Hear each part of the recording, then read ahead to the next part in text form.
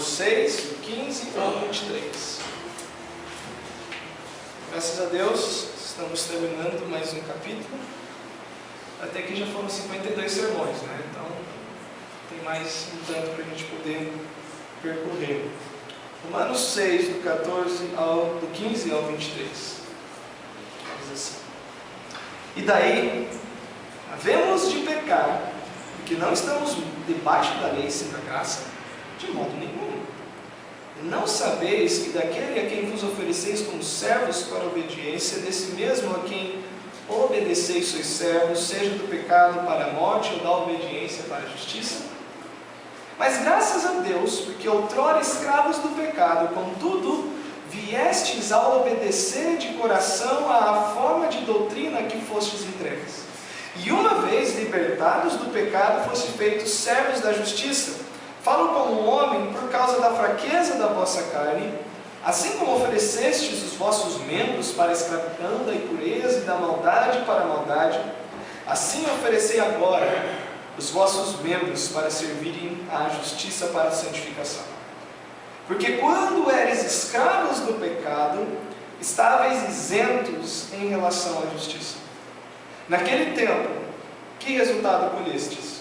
Somente as coisas de que agora vos envergonhais, porque o fim delas é morte. Agora, porém, libertados do pecado, transformados em servos de Deus, tende o vosso fruto para a santificação e, por fim, a vida eterna. Porque o salário do pecado é a morte, mas o dom gratuito de Deus é a vida eterna em Cristo Jesus, nosso Senhor. Que todos aqui, Pai, diante de Ti saibam em quem tem crido. Que nosso andar com o Senhor fortaleça a confiança que devemos ter em Ti. E tal como Sara, no livro aos Hebreus, capítulo 11, na carta aos Hebreus, capítulo 11, achou o Senhor fiel, encontrou o Senhor fiel, julgou que o Senhor é fiel, porque ela também sabia em quem ela estava crendo. Que cada um aqui possa ter essa convicção, possa sair daqui firme no entendimento de quem é o Senhor, de como devemos reagir diante deste conhecimento de quem Tu és. Obrigado por podermos chegar ao final do capítulo 6 e, sim, o Senhor permitindo avançar no capítulo 7. O Senhor nos deu o crescimento que tanto carecemos. Nós precisamos de crescer, de amadurecer, de sermos aperfeiçoados, conformados à imagem do Teu Filho, para a nossa alegria e para a Tua glória. Em nome de Cristo. Amém. Chegamos ao final do argumento de Paulo em por que um crente não vai viver como um libertino. Porque uma pessoa que se diz cristão não vai levar uma vida como se Cristo não existisse, como se a palavra dele não tivesse nenhum tipo de importância. Chegamos no final do argumento em que Paulo ele prova que o cristão não transforma a graça de Deus em libertinagem, conforme é dito em Judas, versículo 4. Ou seja, já que Deus é tão perdoador, já que Deus é tão bondoso, já que Deus é tão longânimo e tantas outras qualidades no aspecto positivo, da maneira como Ele age como homem, não vai ter problema se eu cometer esse pecado, ou cogitar isso, ou pretender fazer isso, que seja mesmo sendo contra a vontade de Deus. E a resposta de Paulo é simples, dentro desse trecho. Isso não tem como acontecer porque mudou o senhorio. Mudou, a casa está sob nova direção. O incrédulo pode continuar nos seus pecados, pode viver como se Deus não existisse, isso não vai lhe pesar em nada no coração, mas o crente não será assim mais. Porque ele foi presenteado com a presença do Espírito Santo. Este Espírito que tem ciúmes também de nós, não nos deixará vivermos da forma bem entendemos. Nós podemos até ter sucesso em realizar as coisas que queremos realizar, mas as coisas que realizarmos não será recompensada com a alegria que vem de Deus, mas com a tristeza e o peso que o pecado traz. Esse é o argumento do apóstolo Paulo. Chegando aqui no versículo 23, o que eu quero dizer aos irmãos é o seguinte: Eu quero que os irmãos entendam o que eu estou dizendo aqui. Eu não conheço ninguém. Eu não conheço vocês. Eu só conheço o que vocês querem que eu conheça de vocês. Mas Deus conhece o íntimo e o profundo dos nossos corações. Nada diante de Deus está oculto. E conforme nós temos no Salmo 139, Davi falando que não há direção, não há lugar, não há nada que ele possa fazer, que possa causar qualquer tipo de impedimento para que Deus esteja presente na vida dele. Eu digo isso porque é muito sério o versículo 23. Paulo aqui não está escrevendo para incrédulos, lembre-se disso. Ele está escrevendo para crentes. A primeira lição que Paulo está trazendo à igreja de Roma, para os crentes ali, é o seguinte: mesmo sendo salvo, vocês podem colher ainda a consequência de andarem no pecado de uma maneira desgarrada, ou seja, vocês vão morrer. Nós sabemos que em 1 Coríntios 11, uma das consequências da disciplina de Deus, o último estágio é o quê? Morte. Aqueles que tentam puxar Deus até o limite, ainda que Deus não tenha limite, porque Ele é eterno, a sua paciência também é eterna, mas Deus, Ele sempre põe um ponto final nas coisas. Não foi o texto de Ezequiel que nós lemos? As pessoas estavam no exílio, as coisas não estavam boas para eles, e eles chegaram diante do profeta Ezequiel para querer saber por que as coisas estão do jeito que estão, por que a nossa vida está tão difícil. E aí Deus revela a Ezequiel: esses homens, eles se distanciaram de mim. E qual foi o distanciamento? Eles levantaram ídolos nos seus corações. Ao invés de me adorarem, eles estão adorando qualquer outra coisa que não se trata da minha pessoa, e por causa disso, todas essas coisas estão acontecendo. Nós lemos em Gálatas capítulo 6 que o homem plantado da carne, ele vai colher carne. E Paulo, novamente aqui no versículo 23, ele inicia falando o seguinte: por quê? Ele está ligando ao versículo 22. Uma vez que agora, nesse presente momento, uma vez que você disse: eu creio em Cristo, eu creio que Ele é o Senhor, não somente Salvador, mas que principalmente Ele é o dono de tudo. Ele detém todas as coisas, Ele domina sobre todas as coisas, e Ele tem o direito de agir sobre todos e tudo. Uma vez que nós somos por Deus libertados do pecado, fomos nós que quebramos as nossas correias ou cadeias, os grilhões que nos aprisionavam do pecado, mas foi Deus que nos libertou. Deus, além de libertar, Ele nos transformou. Ele não simplesmente disse: olha, você agora não é mais um escravo do pecado, mas eu quero transformar você. E por isso que cristianismo, conforme o pregador disse, não é resumido em você assinar uma ficha dizendo: olha, eu levantei a mão no culto e eu assinei a ficha. Ou eu professo com os meus lábios que eu creio que Jesus Cristo é Senhor, mas cristianismo, a evidência do cristianismo é uma vida parecida com Cristo. Paulo ele enfatiza: uma pessoa não vai levantar esse tipo de argumento de que não estamos mais debaixo da lei, e sim da graça, porque essa pessoa foi transformada em um servo de Deus. Essa pessoa está acorrentada a Deus agora. A sua mente, o seu coração está atrelado a Deus de tal maneira que aquilo que foi explicado domingo de manhã sobre dar glórias ao Criador realmente acontece. Deus tem um peso tremendo na vida dessa pessoa. Por quê? Porque nós também devemos produzir fruto para a santificação e, por fim, a vida eterna. De que maneira nós podemos entender o versículo 23? Três coisas. Você pode ver a associação aí. Você pode ler aí no versículo 23. Salário, pecado e morte. Esse é o aspecto negativo. Qual que é o aspecto positivo? Dom gratuito, vida eterna, Cristo Jesus.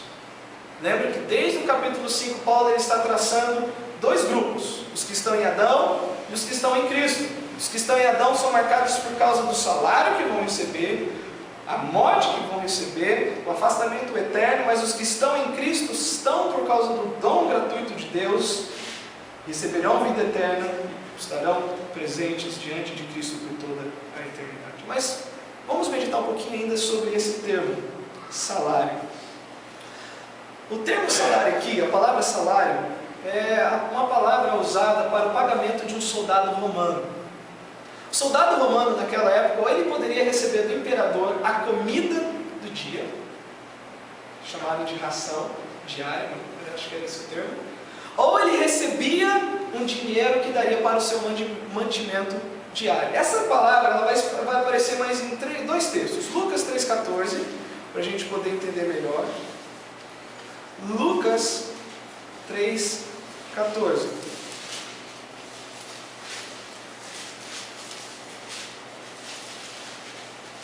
Quando João Batista está batizando, e também vão soldados lá ao batismo dele, ouvem a mensagem e fazem certas perguntas a ele.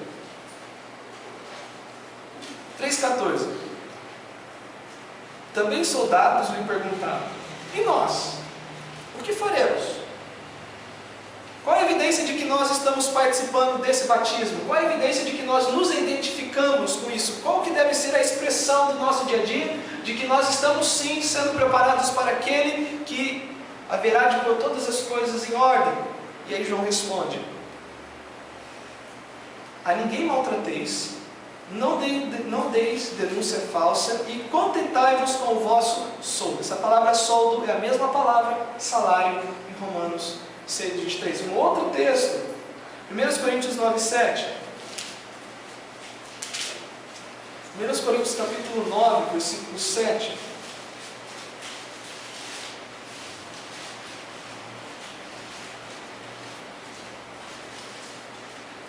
Novamente, para a gente poder ilustrar melhor o que aquela palavra salário significa. Quem jamais vai à guerra à sua própria custa? Essa palavra custa é a mesma palavra para soldo, é a mesma palavra para salário, em Romanos 6,23. Quem planta a vinha ou não come do seu fruto, ou quem apacenta o rebanho e não se alimenta do leite do rebanho. Por que eu estou dizendo isso? Porque a ideia de Paulo aqui não é simplesmente daquele escravo que está sendo pago.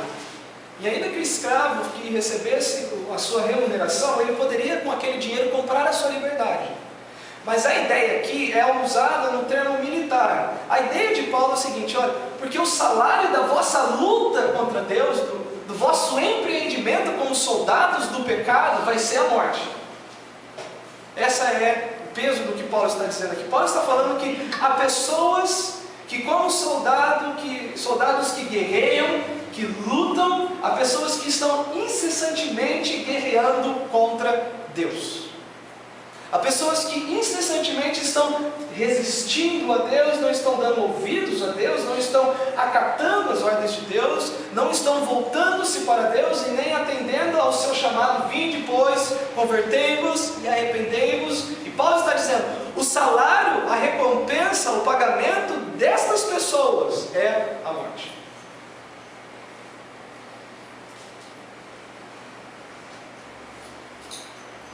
As pessoas receberão da parte de Deus, que é a justiça retributiva, é um termo teológico que é designado para aquilo como Deus retribui a determinadas coisas.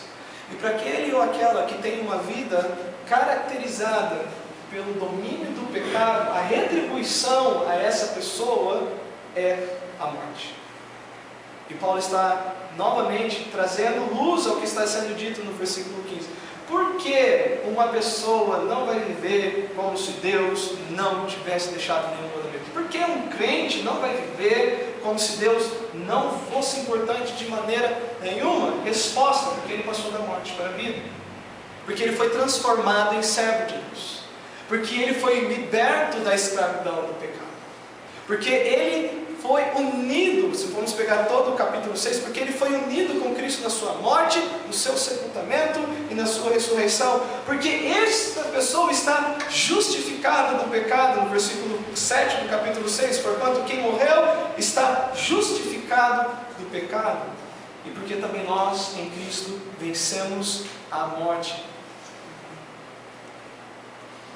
Ele novamente traçando esses dois mestres, o pecado e Deus, aqueles que estão debaixo desse senhorio do pecado, a retribuição que estas pessoas receberão é a morte. E por morte nós temos duas. Temos a morte física, que é a separação da alma do corpo. é inevitável.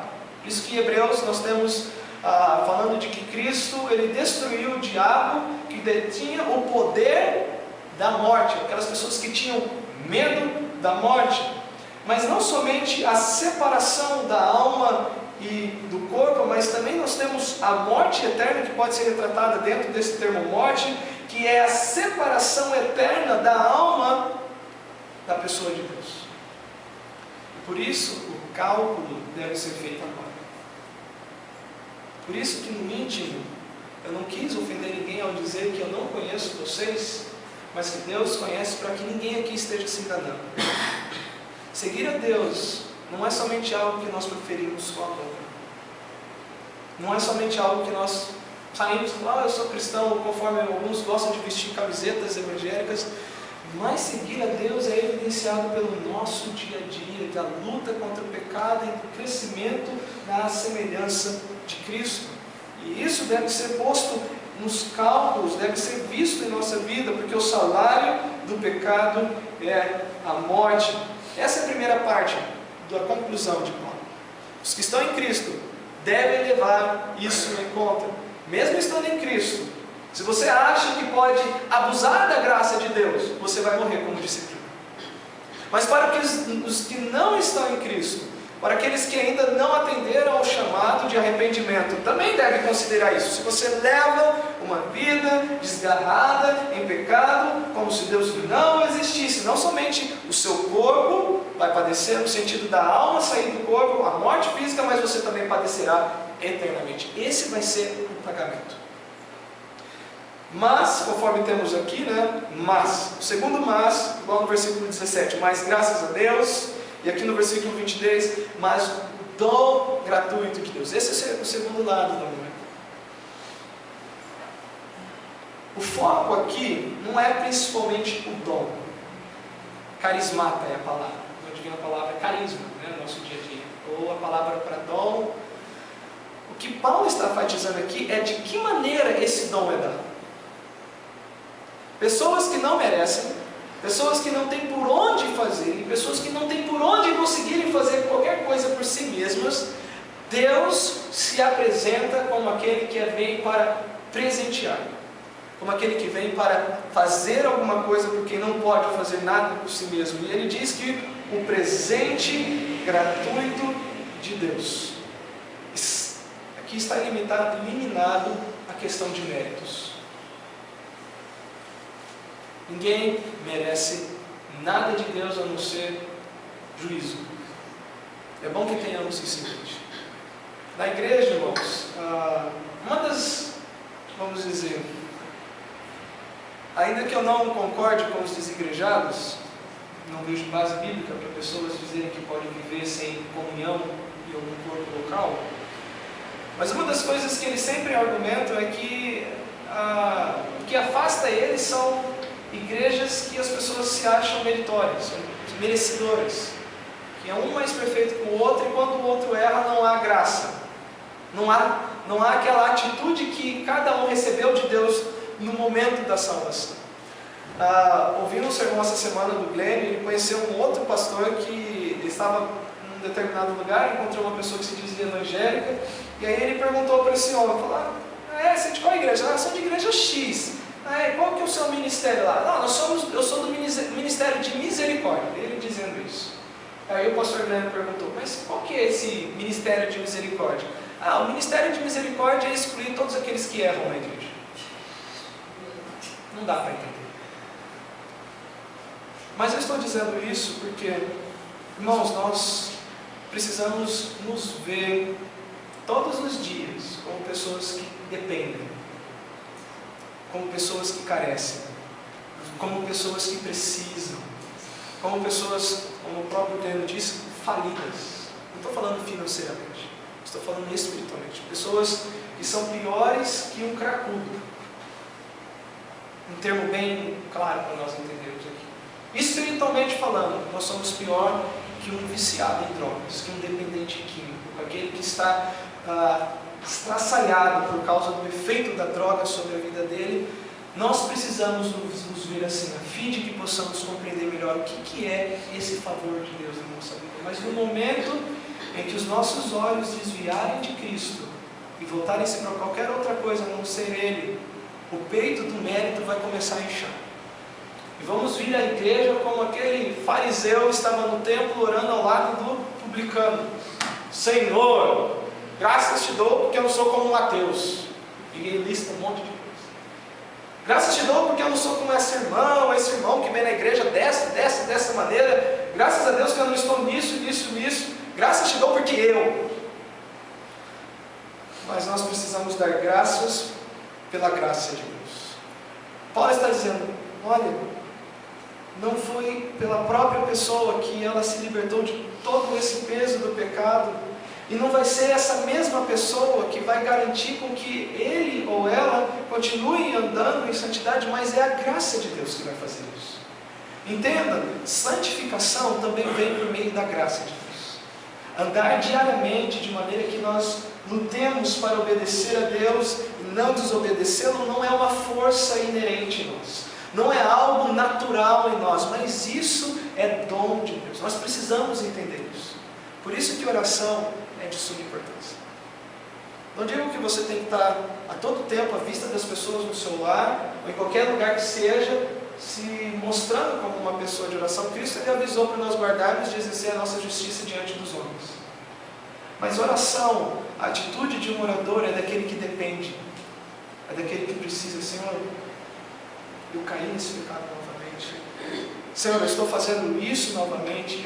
Eu me rendo a Ti, que o Senhor me tome. Eu confio de que assim como o Senhor me trouxe das trevas para a luz, assim como o Senhor me chamou da morte para a vida como Lázaro, eu creio que o Senhor vai me dar graça para que eu possa vencer esse pecado na minha vida. Eu não posso fazer por mim mesmo, mas ajuda-me. Essa é a ideia do dom gratuito. Um outro texto para ilustrar melhor é Tiago 1,16.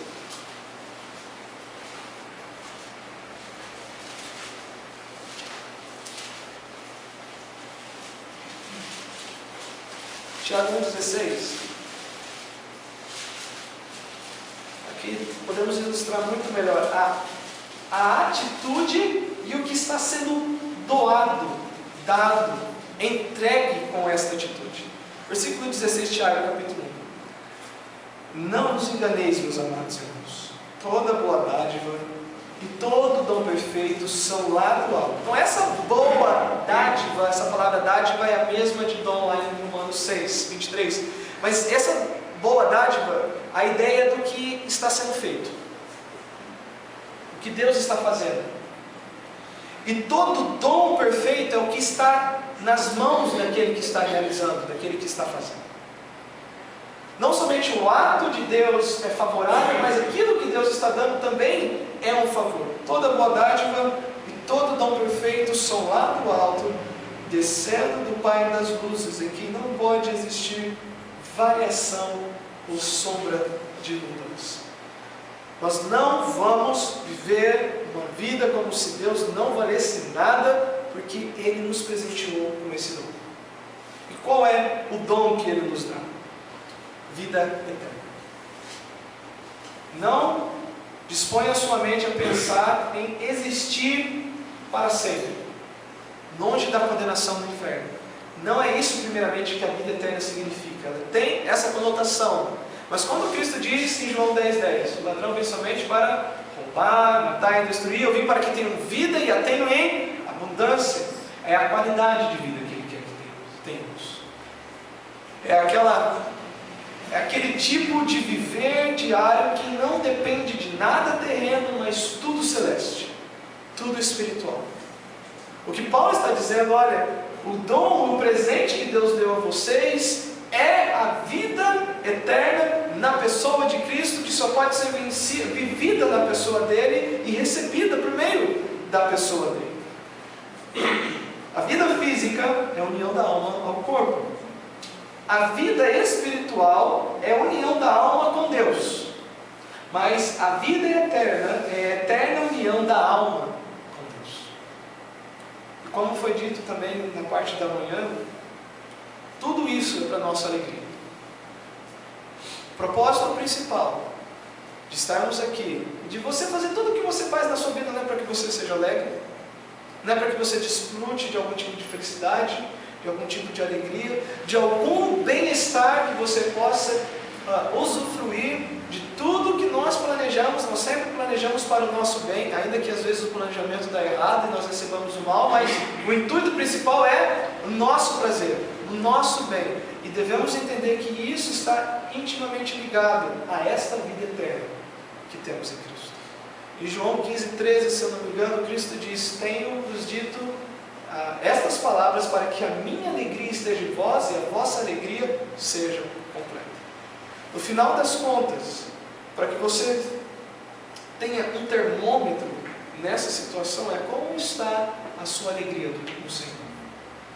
Lembra Filipenses 4:1? Alegrai-vos no Senhor. Outra vez digo, alegrai-vos. E é uma ordem. Eu não estou dizendo que você vai sair sorrindo para todo mundo. Eu estou dizendo que internamente você vai ser uma pessoa alegre por causa da vida eterna.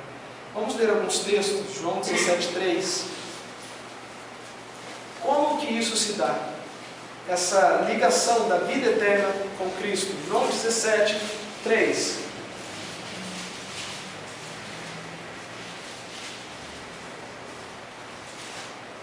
João 17:3 diz assim: e a vida eterna é esta, que te conheçam a ti.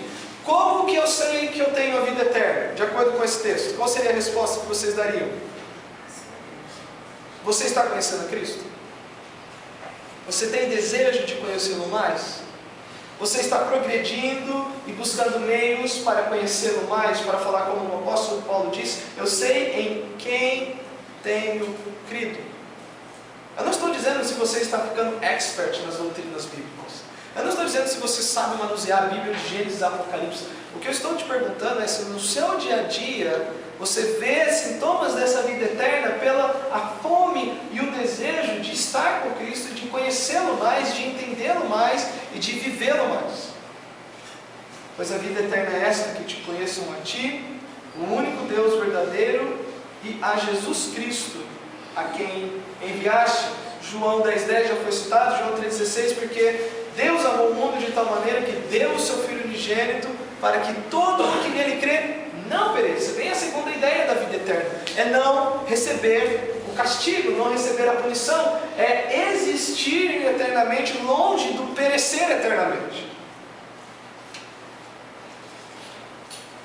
No versículo 23 aí de Romanos 6, ele diz: porque o salário do pecado é a morte. Então essa primeira parte, aqueles que lutam como um soldado vão receber o pagamento dessa luta, a morte.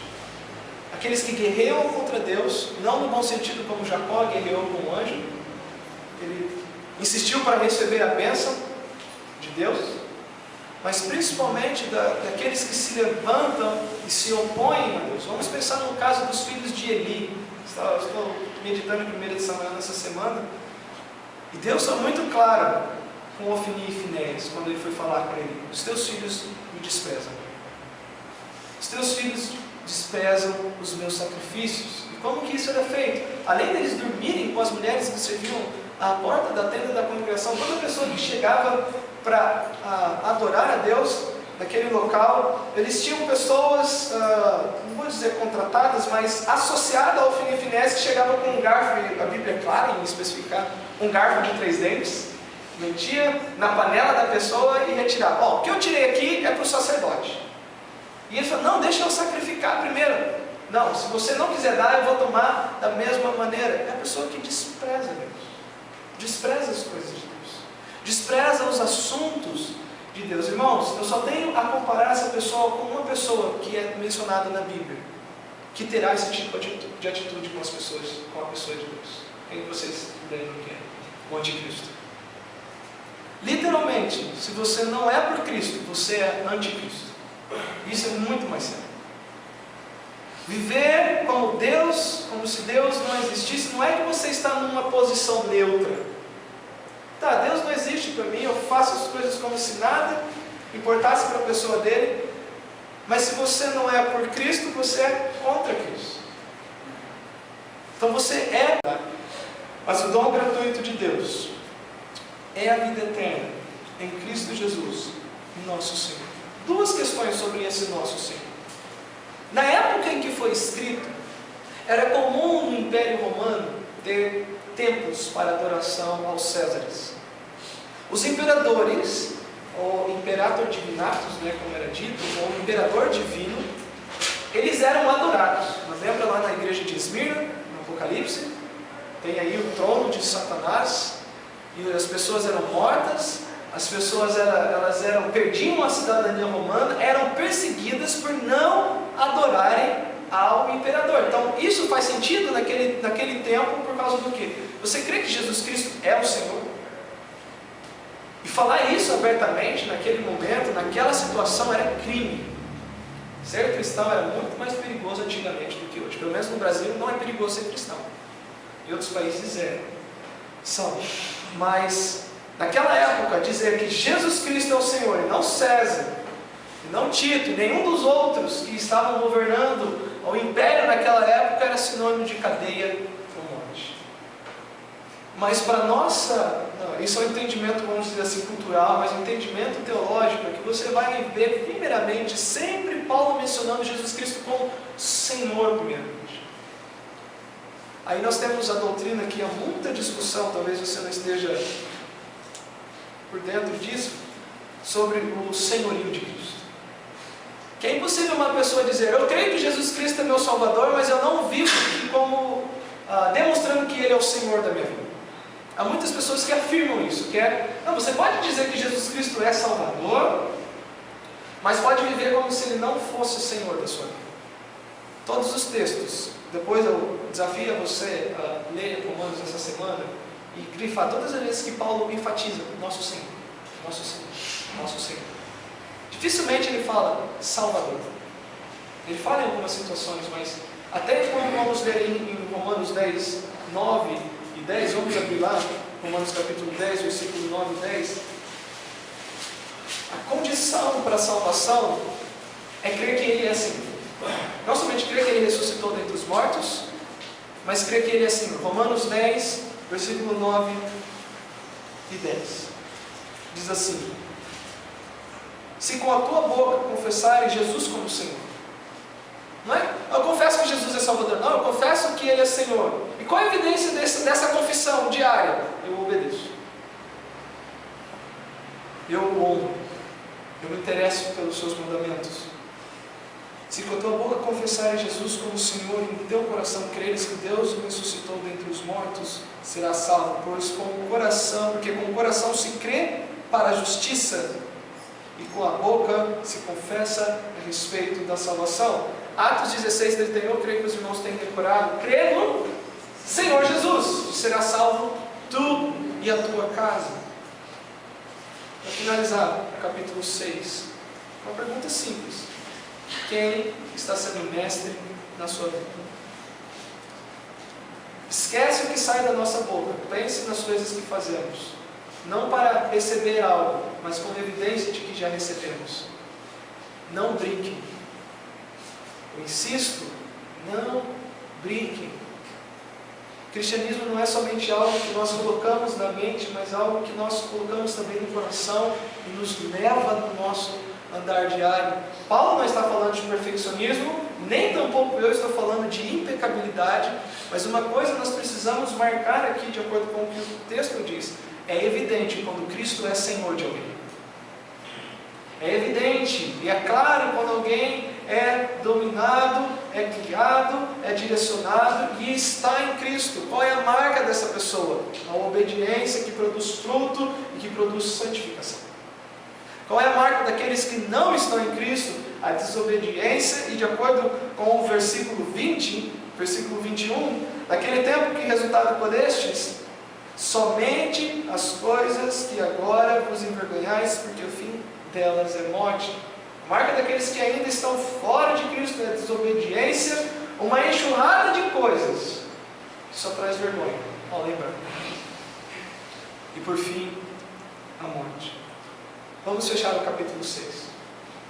Vamos resumir o que Paulo está dizendo aqui. Ninguém vai poder dizer que onde abundou o pecado, superabundou a graça, e vai alimentar esses dois tipos de ideia. Então, já que é assim, não tem importância se a minha natureza me domina, porque a graça de Deus sempre vai abundar, e Deus sempre será grandioso, e Deus sempre será honrado, e Paulo diz, não. Por que não? Porque você está em Cristo. Você foi unido com Ele, você ressuscitou com Ele, você recebeu os benefícios da morte dele, e por causa disso, Ele tem uma influência tremenda na sua vida. Não vai permitir que você viva assim. E aí a segunda pessoa querendo dar mais uma escapulida, e às vezes a gente encontra pessoas que quando você vai argumentar teologicamente, ela sempre tem um mais, isso, e mais aquilo outro, ela não quer aceitar a revelação bíblica.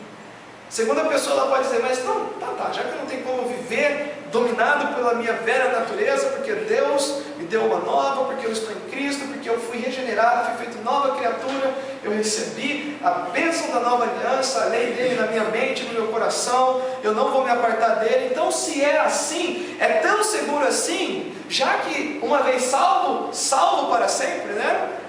Então não tem problema se eu fizer um pecadinho aqui, um pecadinho ali. Não tem problema no meu coração eu levantar um ídolo, conforme lá em Ezequiel 14, e viver seguindo esse ídolo. E Paulo diz o seguinte, também é impossível que uma pessoa viva assim. Porque não somente ela foi unida com Cristo, mas Cristo se torna o Senhor dessa pessoa. Não no mundo imaginário, não poeticamente falando, olha, Cristo é meu Senhor, mas o Espírito Santo está em nós para garantir esse Senhor. E essa pessoa, no seu dia a dia, vai evidenciar esse senhorio em sua vida. E a razão e a evidência disso é que essa pessoa ela vai viver com aquele sentido de gratidão. Deus, muito obrigado, porque Tu me destes algo que eu não merecia por mim mesmo. E o contraste tremendo, ou claro, ou a evidência máxima de que alguém não está em Cristo é que ela ainda permanece dominada pelas suas paixões, ela permanece dominada pelo pecado, a sua mente é contrária à mente de Deus, ela é totalmente desobediente. Não estou falando que ela desobedece aqui e ali, não, incessantemente ela maquina, planeja desobedecer a Deus. Essa pessoa, ela recebe no momento agora, nesse exato momento, coisas vergonhosas pelos seus atos, coisas tristes, e por fim, a longo prazo, ela vai receber a morte eterna.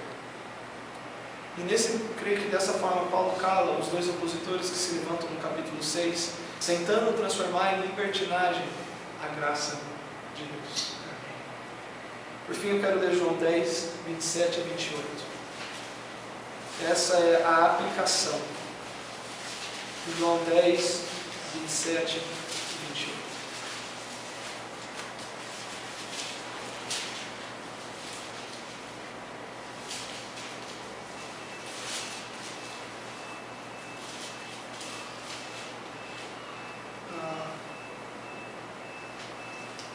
Não, 14 e 15, perdão. João 10, 14 e 15.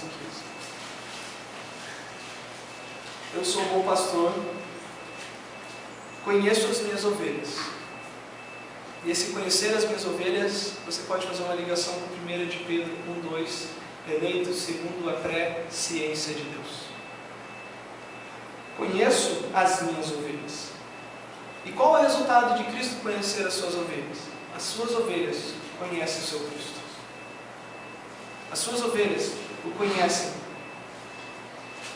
Assim como o Pai me conhece, a mim eu o conheço, o Pai.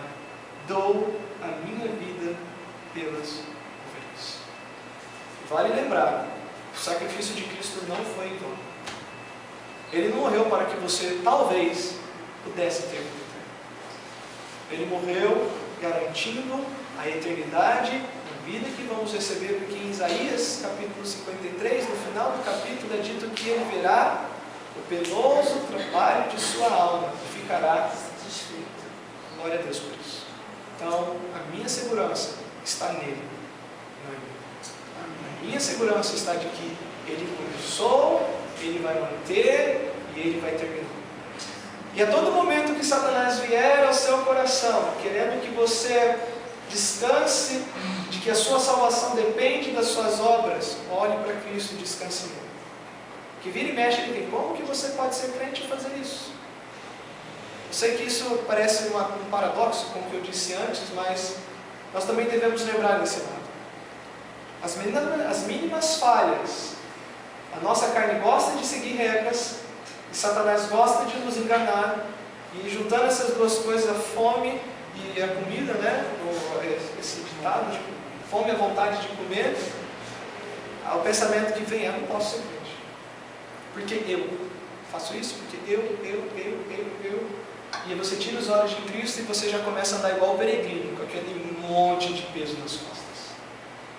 Mas uma vez que você novamente volta às verdades da cruz, entende, tudo é por causa dele. É a justiça dele, é o mérito dele, é o poder dele, e somente nele eu sou aceito diante do Pai. Satanás, você está por terra, porque nada disso depende de mim, e eu recebi pela fé. Eu creio na promessa dele. Todo aquele que recebe Cristo por meio da fé é declarado justo pela parte do Pai, é feito uma nova criatura e recebe a garantia e as bênçãos da nova aliança do seu Senhor. Vamos lá. Pai, muito obrigado por podermos terminar esse capítulo e de sabermos que temos a nossa responsabilidade sim de desenvolvermos a nossa salvação, mas o Senhor tem nos doado todas as coisas para desenvolvermos isso. O Senhor não deixou para que nós produzíssemos os meios, o Senhor já ordenou os meios. Nós te rendemos graças. Deus, se há algum coração aqui que não goza da alegria da comunhão com o Senhor, que o Senhor vivifique, que o Senhor dê um retorno à sensatez. E para aqueles que foram confirmados com esta mensagem também, isso pode tanto acusar quanto confortar, que o Senhor faça com que essa pessoa também descanse mais em Ti. E faça do Senhor o seu refúgio, faça de Ti o seu socorro, a sua fortaleza, e que nunca se aparte do seu coração as verdades de que em Cristo nós somos feitos justos diante do Senhor, pelos méritos dele. Abençoe cada um, que Tu leves cada um debaixo da Tua proteção, em nome de Cristo. Amém. Deus abençoe e até semana que vem, se assim o Senhor.